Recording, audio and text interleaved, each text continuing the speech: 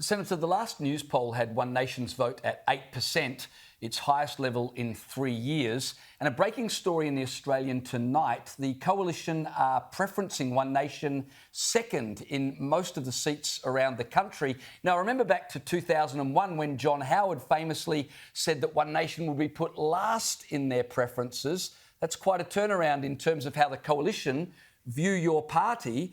You must be very pleased with that. I guess it's a you were right all along vote, isn't it? Well, look, I'm very pleased that they're starting to work with One Nation, which we worked closely with the Turnbull Morrison government with the shared balance power that we had.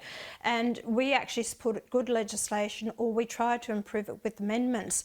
The Coalition realises that they need to work with it. We are the only Conservative party that's prepared to keep the Coalition on track so they don't go too far to the left. We are the ones that are out there pushing for the family values, the Australian patriotism, that we're standing up for the values of what it is to be an Australian, and for workers, small businesses, pensioners, all these families out there, the homeless, and the Coalition have picked up some of our policies, so it only makes common sense that they would actually support us and it's not giving us preferences. That's what I must tell people. It's a recommendation they are putting on their how to vote cards that they will give they're recommending people to give One Nation their second preference after the Coalition government. So I appreciate that, I really do.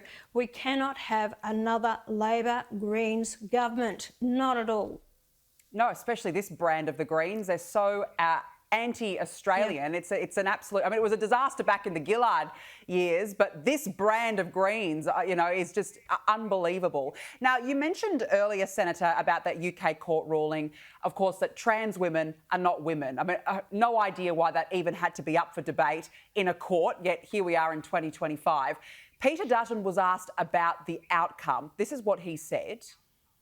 That's a matter, obviously, that's been before the British courts. I haven't seen the detail of the case, and it's not something that I think is front of minds at this election.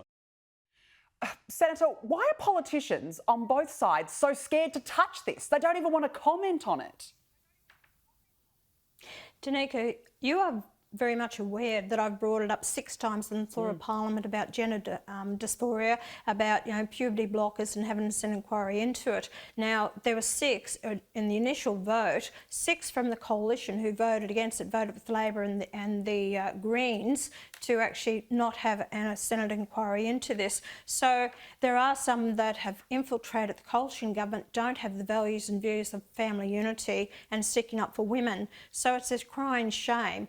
But Peter Dutton should have shown some leadership there. He came out in that documentary that he did and said, no, men shouldn't be playing in women's sports. He was very strong on that. What is the problem with now? Saying there is only 2 biological sexes. That's male and female. It's easy. It's easy to say it. Have no problem with it. If you're going to be leader of this nation, stand up for these. 50% of the people out there are women, 50% are men. What is wrong with saying that? We stand by women out there, and we're going to stand up for their rights and their values in this country and their human rights. Well, Senator Hanson, it begs the question, doesn't it? If our politicians won't tell us the truth about what a woman is, why would we trust them to tell us the truth about anything else? But this is all of them. It doesn't matter whether it's Coalition or whether it's the Labor side or the Greens, They're all, smoke and mirrors, and they're trying to appease those ones, those few in between. This is what's happened. It doesn't, whether it's multiculturalism, immigration, Aboriginal issues, LGBTQ and all the rest of it. For Christ's sake, can we have some honesty in politics? And that's why I have always tried to do. Be upfront with the people. You know where you stand with me. Do the people want truth on the floor of Parliament or what?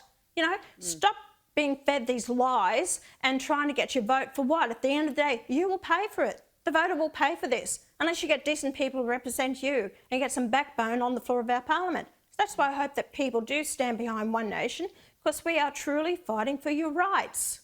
Senator Pauline Hanson, it's always a joy to speak to you. Happy Easter, by the way, and thanks for your time tonight. Same to you and everyone else out there. Thank you.